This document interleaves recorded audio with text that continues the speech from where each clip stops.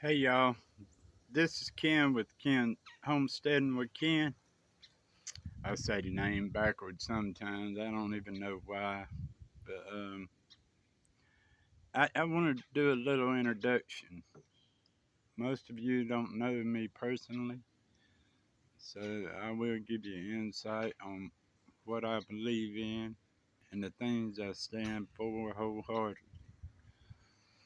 So everything I talk about, I stand for. So everything I don't talk about, there's a fly uh, that I don't stand for. So I'm gonna start with this. Uh, I had grew up down here in North Carolina on a tobacco farm. This tobacco farm learned me many things. It learned me how to farm. It taught me, the ins and outs of farming, and it also taught me. It gave me a very good work ethic.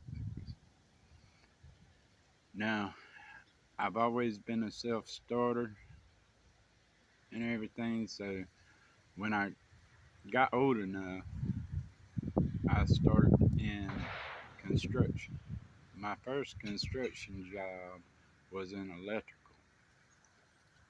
My second, I was a flagman on a pipeline that we were doing right beside the road. And I moved up from flagman, got more paid to be down in the ditch installing the pipes, water, sewer, and storm drain. So I went and they put me in the ditch. I did real well there. Next thing I know, the superintendent walked up to me and told me that I wasn't on the pipe crew no more, that I'd been fired. And so he put me on the grading crew. Truthfully, I didn't get fired. I got a raise and I got a higher position. And I was doing that in the summertime. Now, winter times in North Carolina is it's our rainy season for the most part. So in the wintertime, I would go do electrical work, and I will give you this much information. My first construction job, major construction job in electrical work, I was 16 years old. I wasn't even supposed to be on the job, but at the time, I guess they couldn't find enough help. I don't know what the deal was, didn't care. Anyway, I helped build the tallest building that stands in Charlotte, North Carolina today. It's the Bank of America building. This all happened when I was 16. So anyway, I did the electrical in the wintertime, ran heavy equipment in the summertime. The heavy equipment, to be honest with you, was my bread and butter. I left, back then an operator was getting paid $10 an hour. So I joined the union. Some of you may say that's a great thing. Some of you may say that that's a bad thing. But anyway, I joined the union, and um, I started making $22.50 an hour at the age of 22 years old. But I was on the road all the time. I ended up getting burnt out on it, motel to motel. And I left that and got my CDLs, and I drove trucks, 48 states. And I really loved that job, but they all came to an end when I got diabetes. And once you get diabetes and you're insulin dependent, you can't drive anymore because they won't pass the physical. I mean, I could have got a crooked doctor and all that, but if something would have happened to me medically and I'd have God forbid, killed somebody in that big truck, that wouldn't have made too much sense. So I got out of the trucking industry and I went back in electrical work and I ended up hurting my back. I was lifting a 300-pound roll of wire by myself and, just trying to. By this time, I turned into what they call a working foreman. So I was just trying to get my crew going, get the morale up. I had a great crew, I'm not gonna lie. But anyway, I was lifting that 300-pound roll of wire by myself, which I've done many times before. I just lifted it wrong, and I crushed two vertebrae in my back. So that pretty much ended all that.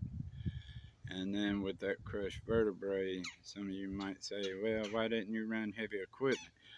Well, all the bouncing around. I mean, if you've ever ran heavy equipment, I was checking on Molly. She laying beside me. You know that it's not air ride. It's not got shocks, and it's treacherous on the body.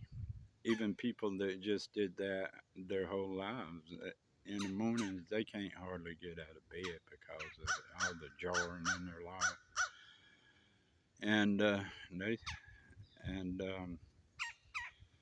so anyway, I opted out of society when I got found out I had diabetes and it hurt my back.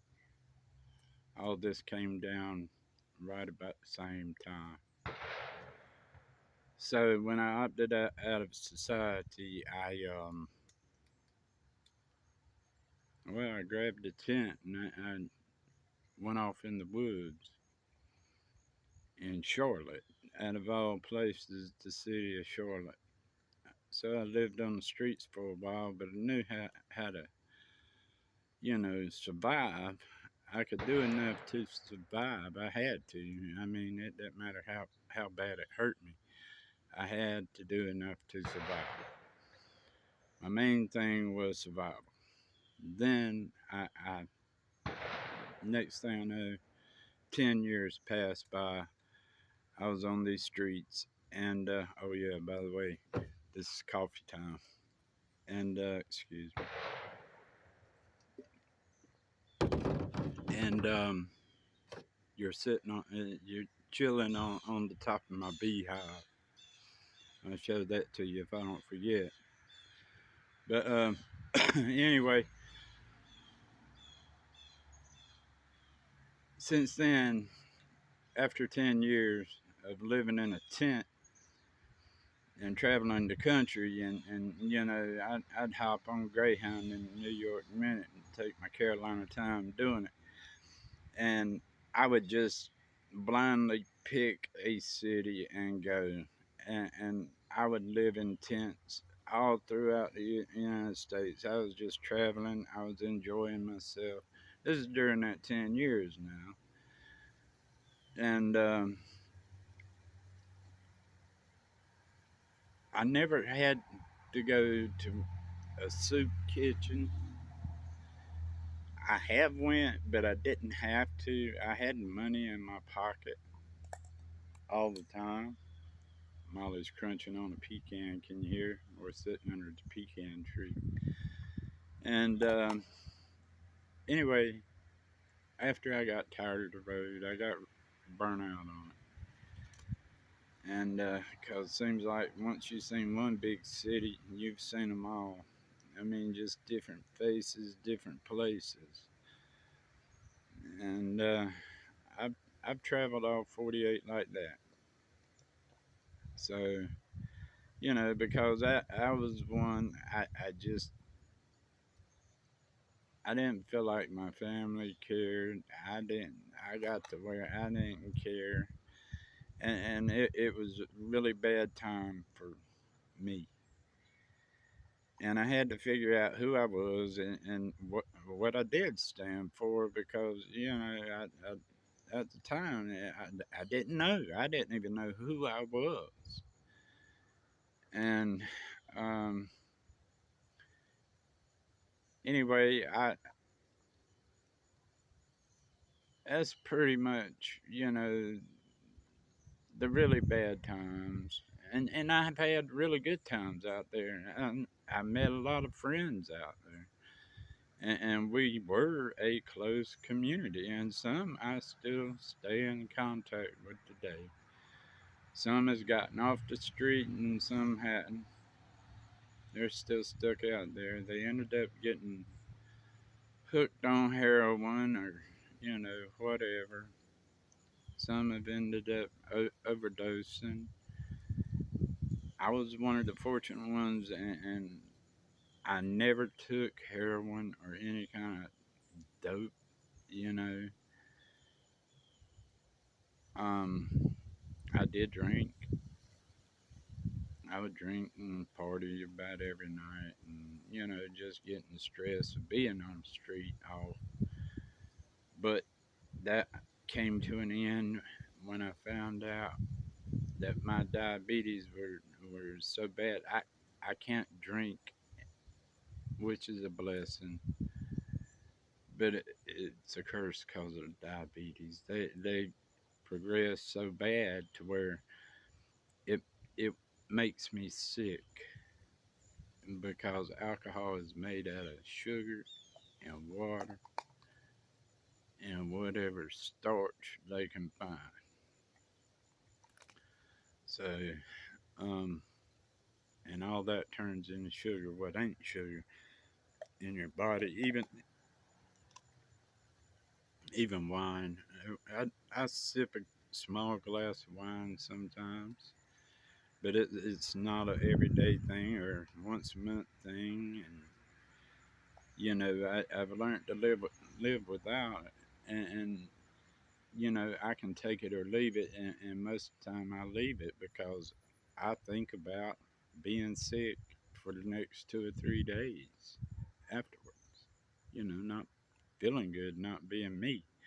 But on the brighter side, like I said, that took that away, and then I started getting my head screwed back on right, I guess you could say. Trying to figure out who I was and what I stood for. After I quit drinking, it just came to me, and I since rented this old night farmhouse. It was built in 1935, I think. The roof is collapsing. The ceilings leak when it rains real hard. I put shingle and shingle on top of this thing, and every time the wind blows, the shingles that were on it, well, every time we get a hurricane or a little wind, it blows them off and breaks them, and then you really need to repair it. But the owner has put up a for sale sign for it, and excuse me, I thought somebody had pulled up, but they didn't. Um, anyway, the owner put up a for sale sign on it after they promised me they would sell it to me. And all I would have to do is if it needed any repairs, that I'd repair it, and just try to keep it standing. So they decided they wanted all their money up front, and I just don't have $200,000 laying around. And at this point in time in life, and not just that, it's the economy and where the world's going, but we're not going to get into that. That's a whole different thing. I'm going to stop getting into the political stuff on YouTube and all that because, you know, everybody should know what's going on. I mean, they should, and you should do your homework and search for it yourself, but make your own decisions because it's your life at the end of the day, what you want to stand for and what you don't. And you know, me, I'm a red blooded American, 100%, and I will stand up for what I believe is right. And I believe in living and being happy. You know, go as far as you can and just, you know, be happy. That's the main thing. That's the 100% thing because life is short.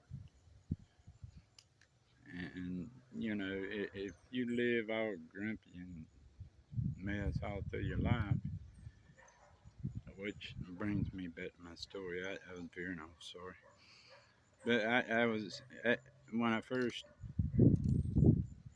went to be homeless,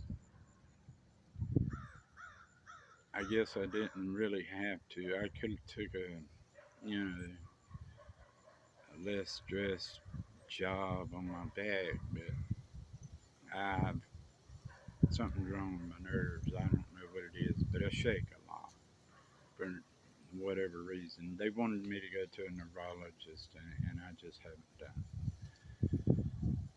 I don't want to hear about all these health problems because I think, you know, I guess in my mind, if I deny them that they're not there, then they're not there. You know, I try not to let it limit me. I do things I can, but my main true love for things to do, my pastime. And I've made some beautiful stuff, and I've made some what I thought was some really dog ugly stuff, but that's woodwork. And you know, I've sold some stuff, and I'm still sitting on a few things, not a lot, but usually I get orders and I'll think about them and I design them. And it's all my designs. It's nobody else's on everything I do. And you know, the thing about a design, you really can't patent it. I don't guess. If you can, I don't know nothing about it. But I'm not looking to get in it like that. I'll make a few things and I may post a few things here and there and just sell them that way. And but anyway, to move on, the people I'm renting from, you know, they got the house and the property up for sale. So I went to another county, which is north from where I live, probably about 45 minutes. And I bought 3/4 of an acre. And that is the property that you see me clearing on the videos. Now, the reason you haven't seen me cut down a tree is because I don't have a tripod. I don't know how to edit videos, so if I make mistakes while I'm talking, forgive me. I can't go back and fix it. Don't know how, which is amazing because I went to college. I didn't graduate, but I went to college for computer and electronics engineering. Um, I know, I know, but anyway, I have got some college behind me, and a lot of people don't even know it. I wrote songs for Paramount Group that was in Nashville. Don't know if they're there anymore, but they were pitching my music to people like Toby Keith and you know, those guys on that level. But that got so demanding, they did. And when the contract was up, I was so happy. But none of the songs got picked up. and you know they still got them as far as I know, but they are copywritten, and you know Paramount don't only they're not only in the music, they do like movies and things like that. So if they ever use one of my songs in a movie or whatever, which I doubt because they're not making any more country, um, I guess you could say family movies that I know about. Um, but if they ever do use it I get the royalties off of it. Um, they may not even be pitching them anymore. They may have stopped, which they probably have because I'm not under contract anymore. Um, yeah, I've had some pretty high times in my life, and I've had some real low times. But everybody's got junk in their trunk, as they say. And, you know, I don't judge. I'm not a judger. I try not to judge people for what they do or what they say or what they believe in because that's their beliefs. And you know, that's what makes America great. You know, everybody has an opinion, and you know, everybody's opinion counts come vote time. So, you know, to me, America is the greatest country in the world. And my oldest son has picked up a gun and defended the United States. And I'm behind all the vets 100%. These guys give their life so we can have the life that we have, you know. And don't, if you see one out, tell them thank you. And you know, if you're in line at a restaurant, you see one wearing a hat. I mean, they wear different things. You can tell a real vet when you see them, and the fake ones that are pretending.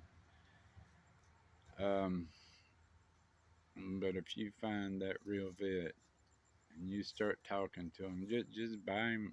If you're in a restaurant, buy us a lunch, buy us their breakfast. I mean, you ain't got to do this just on Veterans Day. Do it all through the year because they didn't just pick up that gun on Veterans Day. They picked up that gun no matter how long it took.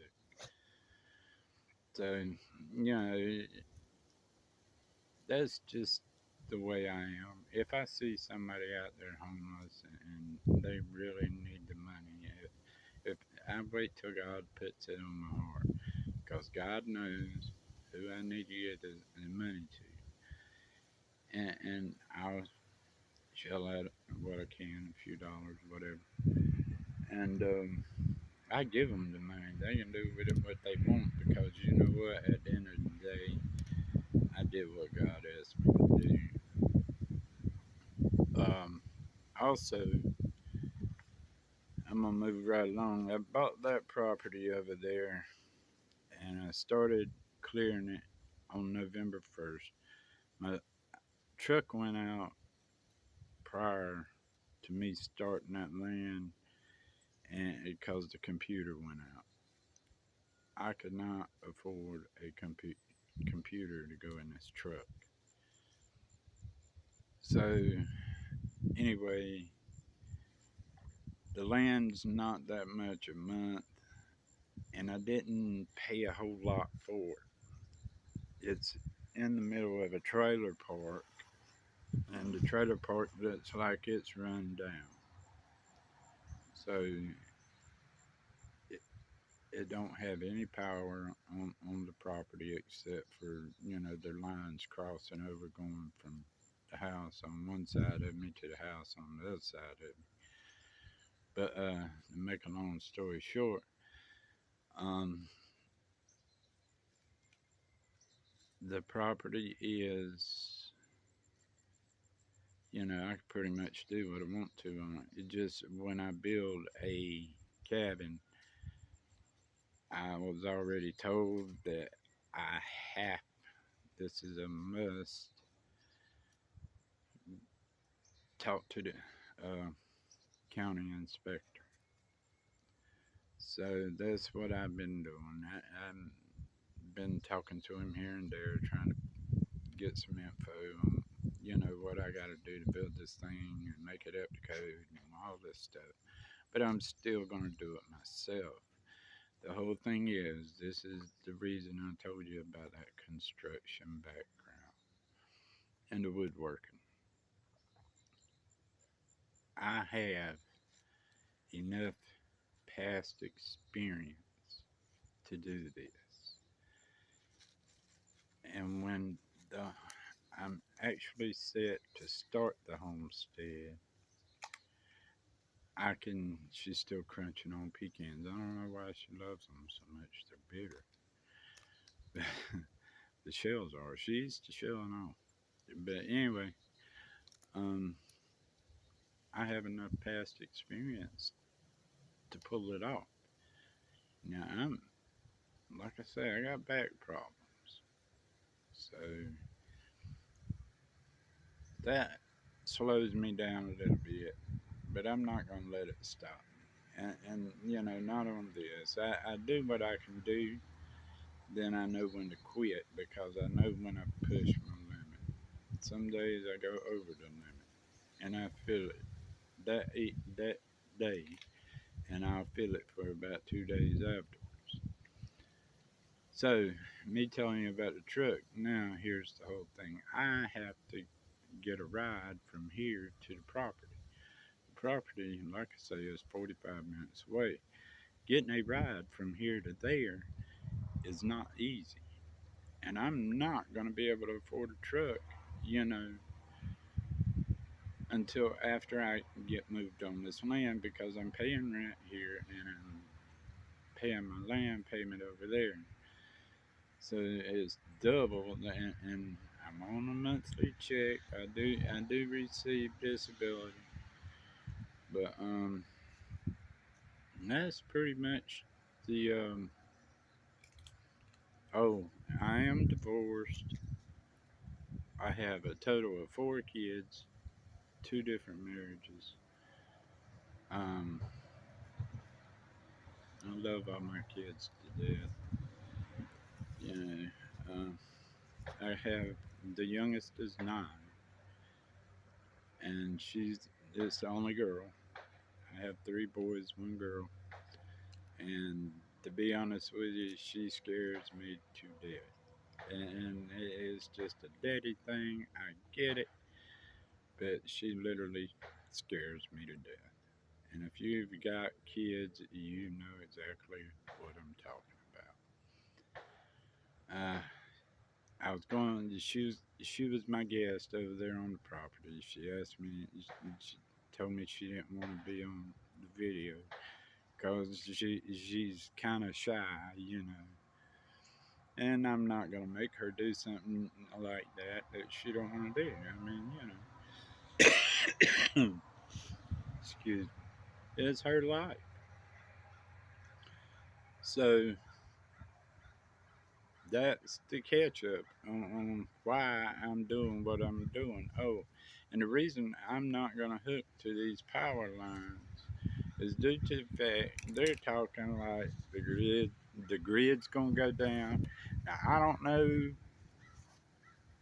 I'm not, you know, I believe it will. I believe the government's putting out little hints, but that's why I'm not going on grid.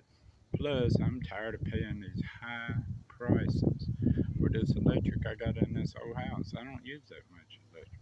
It's just me and Molly and the cat, meow meow.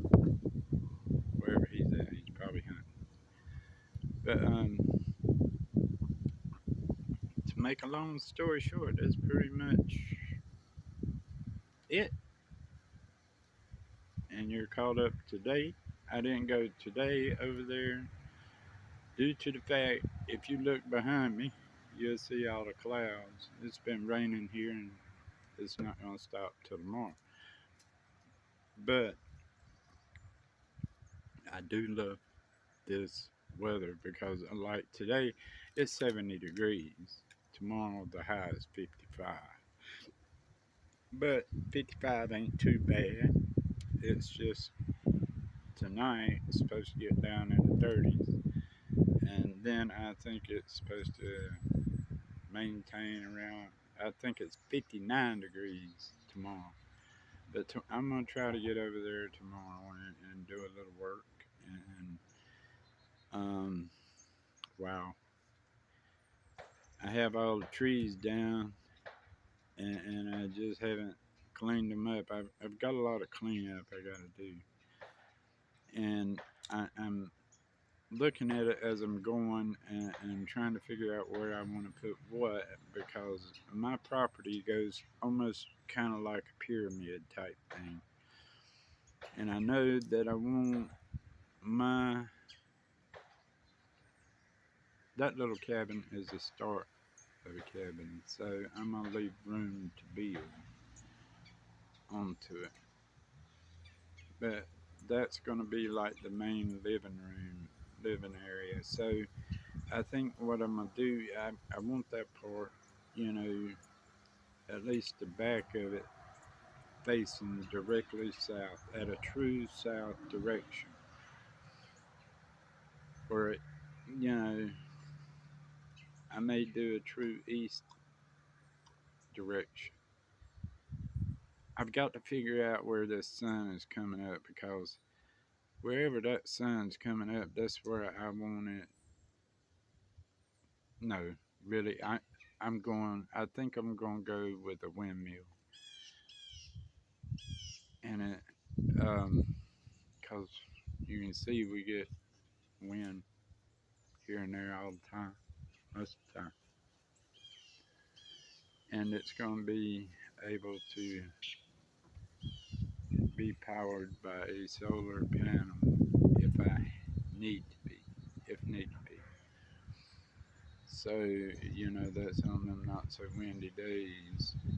And that is the plan. But my plan was when I started cutting them trees on November 1st this year. Um, oh, by the way, it's November 30th, 2022. Had to think about that. Um, anyway, I think that would work better for me and my area, and especially when these hurricanes come through. Hopefully, I'll have power because I'm going to anchor that windmill down, I think, with concrete. And hopefully, it won't get damaged or thrown around or whatever in a hurricane. I've got to talk to the company before I make this total decision because this is a big investment. It's nothing small. But I won't have that to start with. And me and Molly will be living totally off grid with no power. And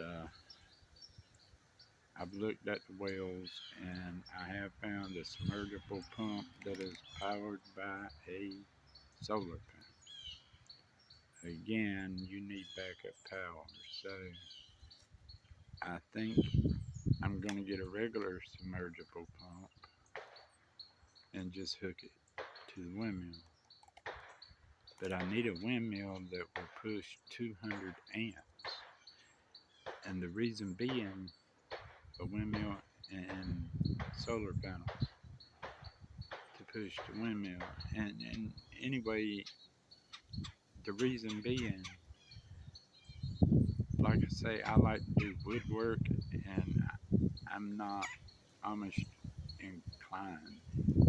I've never been taught with hand tools, only chisels and things like that. Not saying I can't look at something and do it by hand, but to finish it, it would take me a ridiculous amount of time. to finish something that way. Now I can use a handsaw, that's no problem, you know. But to make a dovetail, if you know what that is, it would take a lot of time.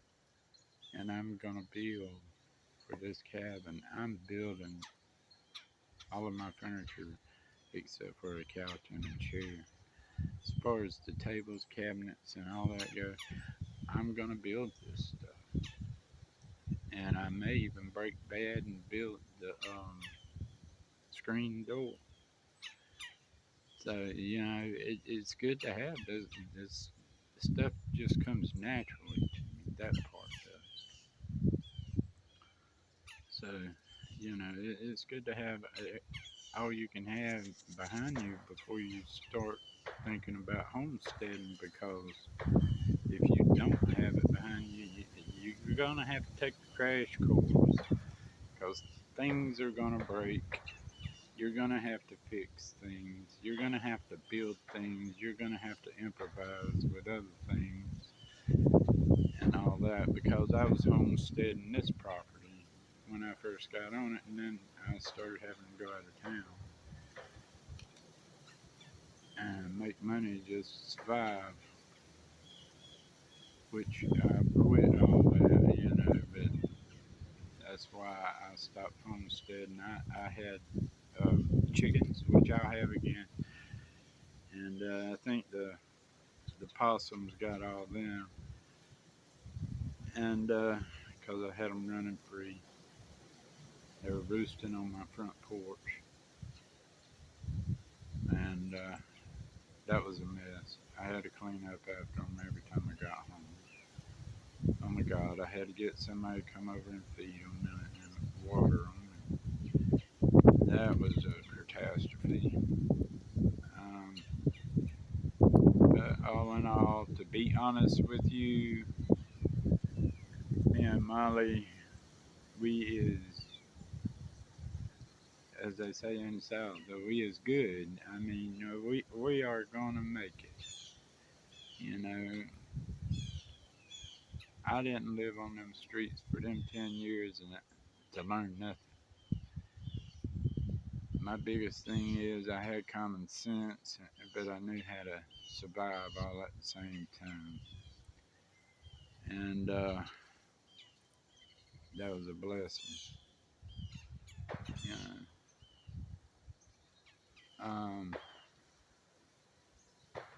when you're put in predicaments like that, your survival instincts do kick in, and you do carry weapons because you never know. I mean, people, they're crazy. I mean, that's that's just my opinion, y'all. A lot of these people are crazy, and you're gonna have to be ready, for anything. And that's even if you just travel out of town to go to another city that you really don't live in or never lived in, and just for vacation, you need to be ready for anything. And I have my weapons. I still have my weapons. I won't go into that either because, well, it's nobody's business. And if things do go south, I'll have backup food. Hopefully before it happens, if it happens. And I've tried planting in the ground here, and I got a big tsunami. And the next thing I know, I planted way too much. I could not handle it myself. And the hoeing and the pulling weeds and stuff like that, that's what got me. And I lost a lot of money just getting these things in the dirt and to watch them go to waste. So I think I'm, I'm going to attempt to plant most of my crops in raised beds and I'm not going to plant, more than I can handle. And I'm going to start with my structures, like the cabin. Then I have to build a well house for the well, and I'm going to have to build a chicken coop. I want some goats, so I'm going to get some goats. I want a couple of pigs to raise into hogs for meat and to sell. And I want to try some rabbits. I want a specific rabbit. I want Rhode Island. No, not Rhode Island. That's the chickens. Um, New Zealand whites. And I'm researching the goats. And I may try a few sheep. I've never had any sheep, and I don't know what it consists of raising them. I have to do the homework because, again, it is just me, y'all. Molly, come. Don't get too far from me where I can't see you. I don't want you wandering off. That's a busy road. And,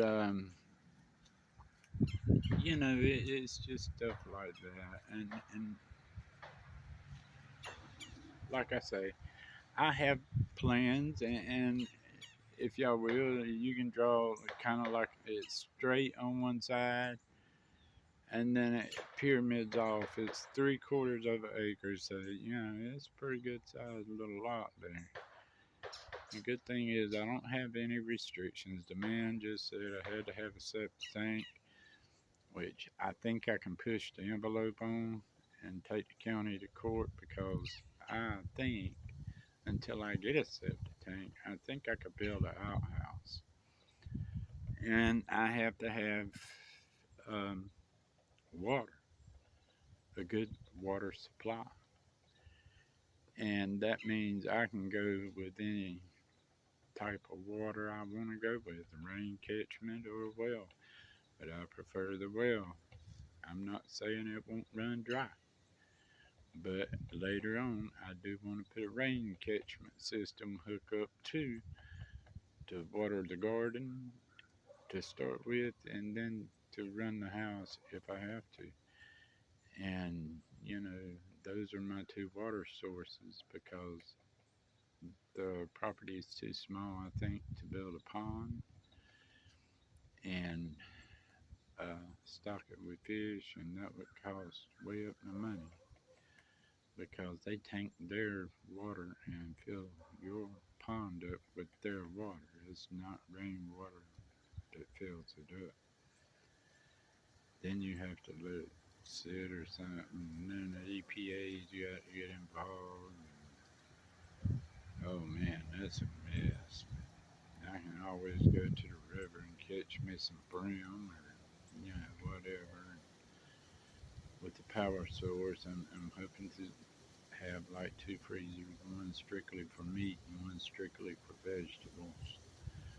Plus, I'm going to can some of them. I'm going to ferment some of them, and just have a variety of food. But I'm going to tell.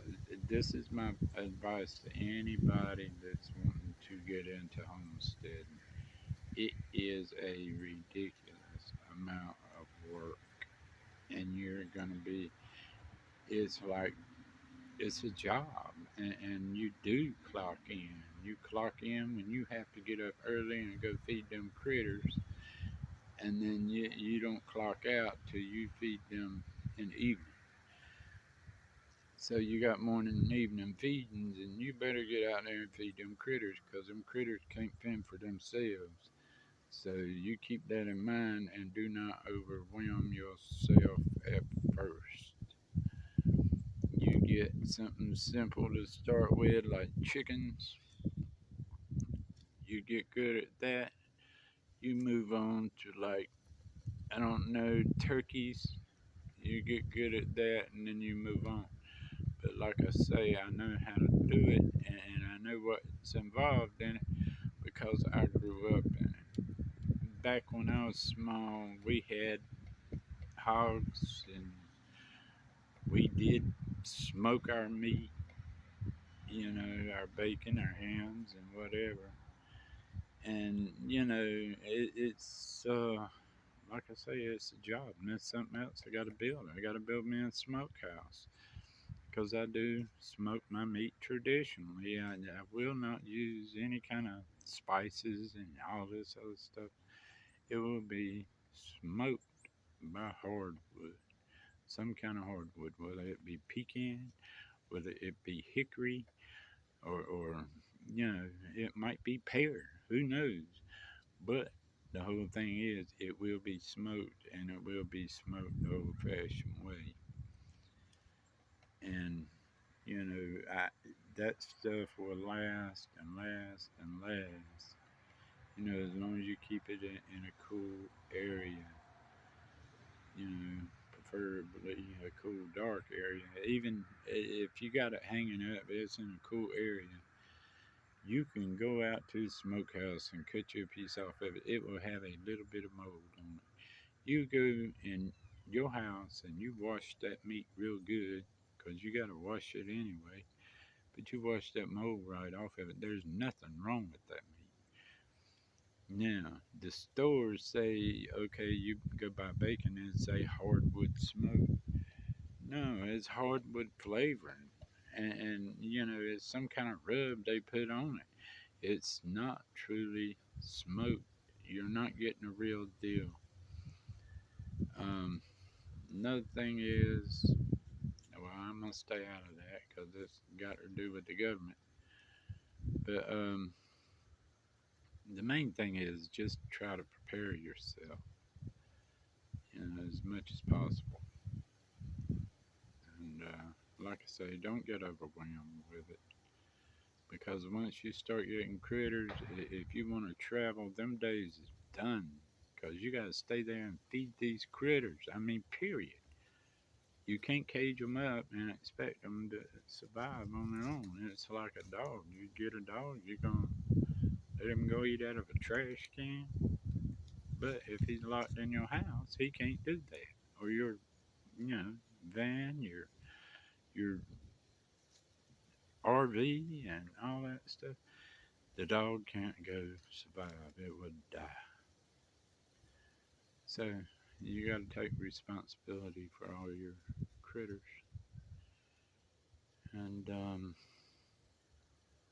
God, I don't know what else to say. If you have any questions, just comment below.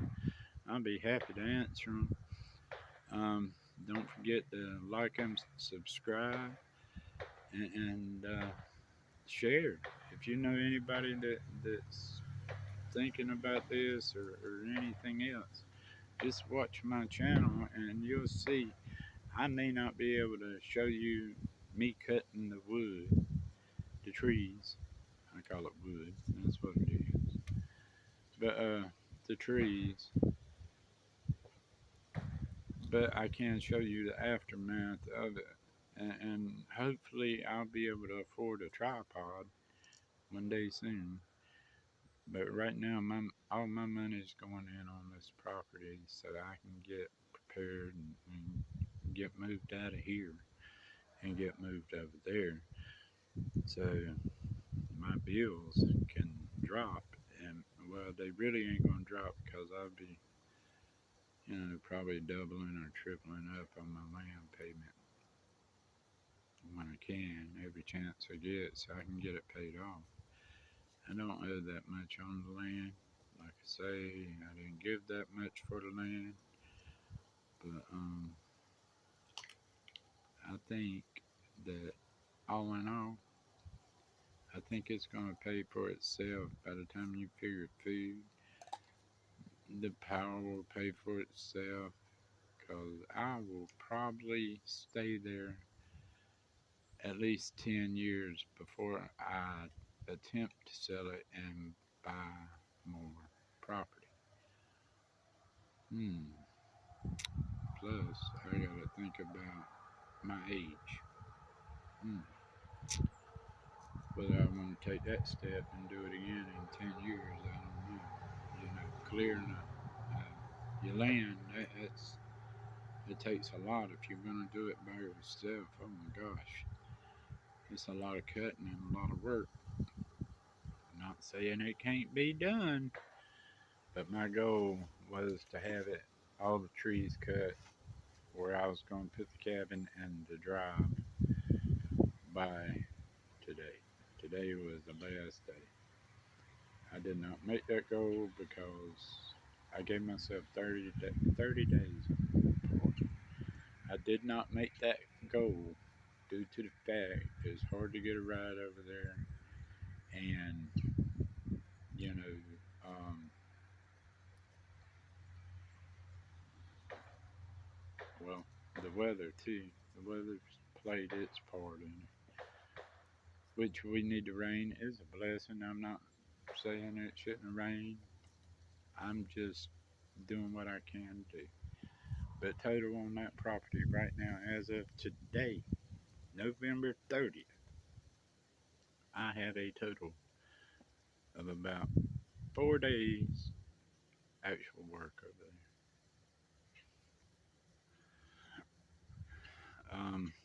The first Craftsman saw I had some issues with it. I took it back. They give me another one. So this one's running a whole lot better. And it's doing a whole lot better than that other one was. So, and I'm happy with this one because it saws now. It'll wear you out. And you gotta saw trees, cut limbs, and all this stuff, and figure out what you're gonna do with it. And you got to clean up and all this stuff, and then go saw more trees. Because if you don't, well, it explains it in the video. All you got to do is go look at them, and you have a question on any of those videos, just ask. Feel free to ask. You got any suggestions? I'm up for anybody's suggestions. You know, and so yeah, I mean, hit me up. Just say hello, and like I say, hit that thumbs up and subscribe. I don't get any money for this. I am doing this totally free, trying to, So here we are, and this is where we're at in life. This is a new chapter, and I'm hoping to start it strong. And that's the best anybody can hope for. When you begin a new chapter in life, you can only hope to start it strong. Be strong, and hope to hear from you. And hit that subscribe, and God bless.